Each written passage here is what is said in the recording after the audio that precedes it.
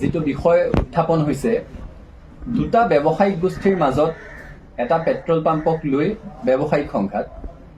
কোনোবা এগৰাকী সিং উপাধিৰ বিহাৰী সম্প্ৰদায়ৰ এগৰাকী ব্যৱসায়ী আৰু চাহি উপাধিৰ বিহাৰী সম্প্ৰদায়ৰে আন এগৰাকী ব্যৱসায়ীৰ মাজত এটা পেট্ৰল পাম্প দখলক লৈ হোৱা এখন ব্যক্তিগত কাজিয়াত নিজৰ চিন্তা, নিজৰ সময় আৰু নিজৰ শক্তি সদৌ অসম ছাত্ৰ সন্থাই খৰচ কৰাৰ কোনো অৰ্থ নাই।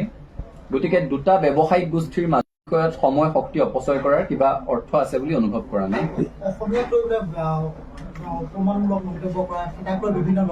সেইটোতো আছে, সমান্তৰালভাৱে প্ৰসংগটো এইকাৰণে উত্থাপন হৈছে যিহেতু শংকৰজ্যোতি বৰুৱা সদৌ অসম ছাত্ৰ সন্থাৰ প্ৰাক্তন সাধাৰণ সম্পাদক। যিগৰাকী ব্যক্তিৰ কথা আপোনালোকে উল্লেখ কৰিছে, তেখেত সদৌ অসম ছাত্ৰ সন্থাৰে এগৰাকী সদস্যাক বিয়াৰ প্ৰলোভনেৰে যৌন শোষণ চলোৱাৰ অভিযোগত অভিযুক্ত হৈ ছাত্ৰ সন্থাৰ মজিয়াৰ পৰা বহিষ্কাৰ হোৱাৰ ভয়ত ছাত্ৰ সন্থাই এৰি যাব লগা হৈছিলে। গতিকে ছাত্ৰ সন্থাৰ এগৰাকী সদস্যাক যৌন শোষণ চলোৱাৰ অভিযোগত যিগৰাকী ব্যক্তি অভিযুক্ত, ছাত্ৰ সন্থাৰ সেই সদস্যগৰাকী এতিয়াও সংগঠনটোত আছে। তেওঁ এতিয়াও আদালতৰ দুৱাৰ টুকুৰিয়াই আছে, আদালতত আইনী যুঁজ চলি আছে। এতিয়াও সদৌ অসম ছাত্ৰ সন্থাই সেই ঘটনাৰ সন্দৰ্ভতে গঠন কৰি দিয়া 10জনীয়া তদন্ত সমিতিয়ে প্ৰথম প্ৰতিবেদন দাখিল কৰিছে, দ্বিতীয়খন প্ৰতিবেদন দিবলৈ এতিয়াও বাকী আছে, য'ত সেই ব্যক্তিগৰাকীৰ সন্দৰ্ভত কেতবোৰ গুৰুতৰ অভিযোগ উত্থাপন কৰা হৈছে। গতিকে ছাত্ৰ সন্থাৰ এগৰাকী সদস্যক বিয়াৰ প্ৰলোভনেৰে সৈতে যৌন শোষণ চলোৱাৰ অভিযোগত অভিযুক্ত এগৰাকী ব্যক্তিৰ সপক্ষে ছাত্ৰ সন্থাৰ স্থিতি থকাৰ কোনো প্ৰশ্নই আহিব নোৱাৰে আৰু সেইকাৰণে ছাত্ৰ সন্থাই তেখেতৰ সপক্ষে স্থিতি ল'ব বুলি আশা কৰাটোও অনুচিত।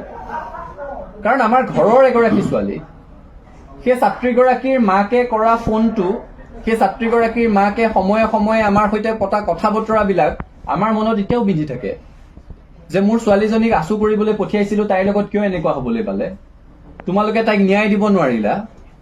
সেই ছাত্ৰীগৰাকীয়ে আজিও ছাত্ৰ সন্থা কৰি আছে। দেখিছো বহুতে ছাত্ৰ সন্থাৰ এই সন্দৰ্ভত এটা স্থিতি আশা কৰিছিলে, কিন্তু নিজৰ ঘৰৰ এগৰাকী সদস্যাক যৌন শোষণৰ অভিযোগত অভিযুক্ত এগৰাকী ব্যক্তিৰ সপক্ষে ছাত্ৰ সন্থাই স্থিতি লোৱাৰ কোনো প্ৰশ্নই আহিব নোৱাৰে। এই সন্দৰ্ভত বহুজনে আমাক সমালোচনা কৰাও পৰিলক্ষিত হৈছে। সামাজিক মাধ্যমত বিভিন্ন ধৰণৰ কথা বতৰা আলোচনা হৈছে। সকলোৱে নিজে এবাৰ সেই কথাটো উপলব্ধি কৰিলেই হ'ল, নিজৰ ঘৰৰ এগৰাকী যুৱতী, নিজৰ পৰিয়ালৰ এগৰাকী সদস্যা, আৰু কেৱল প্ৰেমৰ সম্পৰ্ক নহয়, বিয়াৰ প্ৰলোভনেৰে সৈতে যৌন শোষণৰ অভিযোগত অভিযুক্ত। তেনে প্ৰেক্ষাপটত সদৌ অসম ছাত্ৰ সন্থাই সেইগৰাকী অভিযুক্ত ব্যক্তিৰ প্ৰতি কোনো ধৰণৰ অনুকম্পা দেখুওৱা, কোনো ধৰণৰ স্থিতি প্ৰকাশ কৰাৰ কোনো প্ৰশ্নই থাকিব নোৱাৰে আৰু ছাত্ৰ সন্থাৰ পৰা সেইটো আশা নকৰিবলৈহে সকলোকে অনুৰোধ জনাইছো। এজন অসমীয়া যুৱকক হেণ্ডকাপ লগাই আপোনালোকে হেণ্ডকাফ দেখিছে, আমাৰ শিৱজুৰিডাললৈ মনত পৰিছে। সেই ছাত্ৰীগৰাকী যিদিনাখন হস্পিটেলত ভৰ্তি হৈছিলে, এগৰাকী ছাত্ৰ সন্থাৰ সদস্যা যেতিয়া সেই আপোনালোকে কৈ থকা যুৱকজনৰ প্ৰতাৰণাৰ বলি হৈ বিয়াৰ প্ৰলোভনেৰে কৰা যৌন শোষণৰ অভিযোগত সেই অভিযোগৰ বলি হৈ এগৰাকী যুৱতীয়ে আত্মহত্যা কৰিব লগা এটা পৰিৱেশৰ সৃষ্টি হৈছিলে, সেইগৰাকী যুৱতী এতিয়াও ছাত্ৰ সন্থাৰ সদস্যা। তেওঁ ন্যায় বিচাৰি আজিও ছাত্ৰ সন্থাৰ মজিয়াত মাত মাতি আছে, তেওঁ ন্যায় বিচাৰি আজিও আদালতৰ মজিয়ালৈ গৈ আছে, আজিও তেওঁ মানসিকভাৱে ভাঙি আছে। গতিকে যেতিয়া হেণ্ডকাফৰ কথা কয়, আমাৰ সেই শিৱজুৰিডাললৈ মনত পৰে। এতিয়া বহুতে প্ৰশ্ন কৰি আছে যে প্ৰাক্তনসকলৰ প্ৰতি আপোনালোকৰ কোনো দায়বদ্ধতা নাই। আপুনি এই প্ৰশ্নটো সোধাৰ কাৰণে মই ভাল পাইছো। সদৌ অসম ছাত্ৰ সন্থাৰ সৈতে ছাত্ৰ সন্থাৰ প্ৰাক্তনসকলৰ সন্মান আৰু দায়বদ্ধতাৰ সম্পৰ্ক। আমি তেওঁলোকক সন্মান কৰো, তেওঁলোকে মাতৃ সংগঠনটোক সন্মান কৰে, তেওঁলোক মাতৃ সংগঠনটোৰ প্ৰতি দায়বদ্ধ। আমিও অৰাজনৈতিকভাৱে মৰ্যাদা সহকাৰে জীৱন নিৰ্বাহ কৰি থকা প্ৰতিগৰাকী ছাত্ৰ সন্থাৰ প্ৰাক্তনৰ প্ৰতি আমাৰ সন্মান আছে, আমি তেওঁলোকৰ প্ৰতি দায়বদ্ধ। কিন্তু ছাত্ৰ সন্থাৰ মজিয়াত অতীজৰে পৰা এটা পৰম্পৰা চলি আছে যে ছাত্ৰ সন্থাৰ পৰা যদি কোনোবাই ছাত্ৰ সন্থাৰ অহিত কাম কৰি বহিষ্কৃত হয়, তেওঁলোকে ছাত্ৰ সন্থাৰ প্ৰাক্তন হিচাপে সেই মৰ্যাদাটো নাপায়। এই যিগৰাকী ব্যক্তি ছাত্ৰ সন্থাৰ এগৰাকী সদস্যাক যৌন শোষণৰ অভিযোগত অভিযুক্ত, তেওঁ বহিষ্কাৰ হোৱাৰ ভয়ত ছাত্ৰ সন্থা ত্যাগ কৰি গুচি যাবলগীয়া হৈছিলে। গতিকে মই সকলোকে অনুৰোধ কৰিম, ছাত্ৰ সন্থাৰ লাখ লাখ প্ৰাক্তন কৰ্মকৰ্তাক যৌন শোষণৰ অভিযোগত অভিযুক্ত হৈ বিয়াৰ প্ৰলোভনেৰে নিজৰ কামনা চৰিতাৰ্থ কৰাৰ অভিযোগত অভিযুক্ত হৈ ছাত্ৰ সন্থাৰ পৰা বহিষ্কাৰ হোৱাৰ ভয়ত ছাত্ৰ সন্থা এৰি গুচি যাবলগীয়া হোৱা এগৰাকী সদস্যৰ সৈতে তুলনা নকৰিবৰ কাৰণে মই সকলোকে অনুৰোধ কৰিম। ছাত্ৰ সন্থাৰ প্ৰাক্তনসকলে মৰ্যাদা সহকাৰে জীৱন নিৰ্বাহ কৰি আছে, কোনোবা খুব প্ৰতিষ্ঠিত হৈছে, কোনোবা প্ৰতিষ্ঠিত হ'ব পৰা নাই, দুবেলা দুসাঁজ কষ্টৰে খাই আছে, কিন্তু কোনো অনা অসমীয়া ব্যৱসায়ীৰ হৈ পেট্ৰল পাম্প দখল কৰিব গৈছে বুলি অভিযোগত আজিলৈকে কোনো প্ৰাক্তন ছাত্ৰ সন্থাৰ নেতা অভিযুক্ত হোৱা নাই। গতিকে প্ৰাক্তনসকলক তেখেতৰ সৈতে তুলনা কৰি একাকাৰ নকৰিবৰ কাৰণে সকলোকে অনুৰোধ জনাইছো।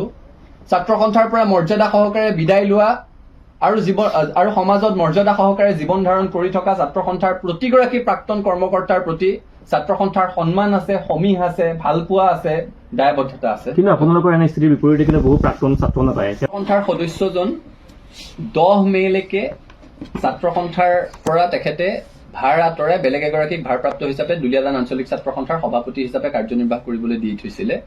10 মেৰ পিছত পৰৱৰ্তী পৰ্যায়ত আলাপ আলোচনাৰ মাজেৰে তেখেতক কাৰ্যভাৰ তেওঁ গ্ৰহণ কৰিব নে নকৰিব সেই সিদ্ধান্তটো লোৱাৰ কথা আছিলে। 10 মেৰ পিছত সেই ধৰণৰ কোনো সভা হোৱা নাই। এতিয়া আন এগৰাকী ব্যক্তিয়ে ভাৰপ্ৰাপ্ত সভাপতি হিচাপে দুলীয়াজান আঞ্চলিক ছাত্ৰ সন্থা পৰিচালনা কৰি আছে। তেখেতে ছাত্ৰ সন্থাৰ দায়িত্ব লৈ আৰু ঘূৰি অহাৰ সম্ভাৱনা কমেই আছে আৰু তেখেতক বৰঞ্চ কাৰণ দৰ্শোৱাৰ জাননী দিবলৈ ডিব্ৰুগড় জিলা ছাত্ৰ সন্থাক লগে লগে কোৱা হৈছিলে। ডিব্ৰুগড় জিলা ছাত্ৰ সন্থাই আমাক জনাইছে যে তেখেতক কাৰণ দৰ্শোৱাৰ জাননী দিবৰ কাৰণে তেখেতক এতিয়ালৈকে বিচাৰি পোৱা নাই। গতিকে তেখেতক কাৰণ দৰ্শোৱাৰ জাননী দিয়া হ'ব। ছাত্ৰ সন্থাৰ মজিয়াত এই ধৰণৰ কথা কোনো কাৰণত সহ্য কৰা নহ'ব। এটা কথা স্পষ্ট, খিলঞ্জীয়া মানুহৰ অধিকাৰ সুৰক্ষিত হ'বই লাগিব।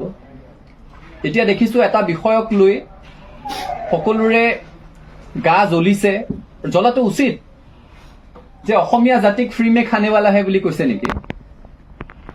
কাৰণ বিহাৰী সম্প্ৰদায়ৰ এগৰাকী ব্যক্তি যাৰ বিহাৰত বংশোদ্ভৱ, যিখন বিহাৰ স্বাধীনতাৰ 8টা দশক প্ৰায় সম্পূৰ্ণ হোৱাৰ সময়তো দেশৰ আটাইতকৈ অৰ্থনৈতিকভাৱে পিছপৰা ৰাজ্য, যিখন বিহাৰৰ প্ৰথম আৰু প্ৰধান সমস্যাটোৱে হৈছে পলায়ন।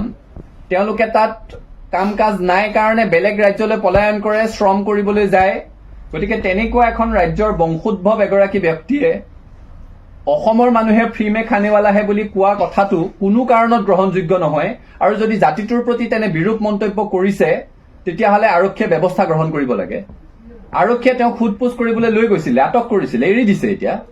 আৰক্ষীয়েও স্থিতি স্পষ্ট কৰা উচিত আচলতে সেই যুৱতীগৰাকীয়ে কি ক'লে তাত। অসমীয়া জাতিক লৈ যদি এই অপমান কৰিছে, কোনো জাতীয় সংগঠনক লৈ যদি এই অপমান কৰিছে, তেতিয়াহ'লে তাৰ বিহিত ব্যৱস্থা গ্ৰহণ কৰিব লাগিব। কিন্তু যদি তেওঁলোকৰ পেট্ৰল পাম্পটো দখল কৰিব যোৱা বুলি যিটো অভিযোগ উত্থাপন কৰিছে, সেই পেট্ৰল পাম্প দখল কৰিবলৈ যোৱা সেই তেওঁলোকৰ প্ৰতিদ্বন্দ্বী ব্যৱসায়িক গোষ্ঠীটো বা সেই ব্যৱসায়িক গোষ্ঠীটোৰ হৈ যোৱা কোনোবা ব্যক্তিক কৈছিলে, তেওঁলোকে কিন্তু জাতিটোক প্ৰতিনিধিত্ব নকৰে, তেওঁলোকে কোনো জাতীয় সংগঠনকো প্ৰতিনিধিত্ব কৰিব নোৱাৰে। গতিকে কাৰ কথা কৈছে এইটো স্পষ্ট হ'ব লাগে। আৰু যদি জাতিটোক লৈ কৈছে কোনো কাৰণত গ্ৰহণযোগ্য নহয়, চৰকাৰে বিহিত ব্যৱস্থা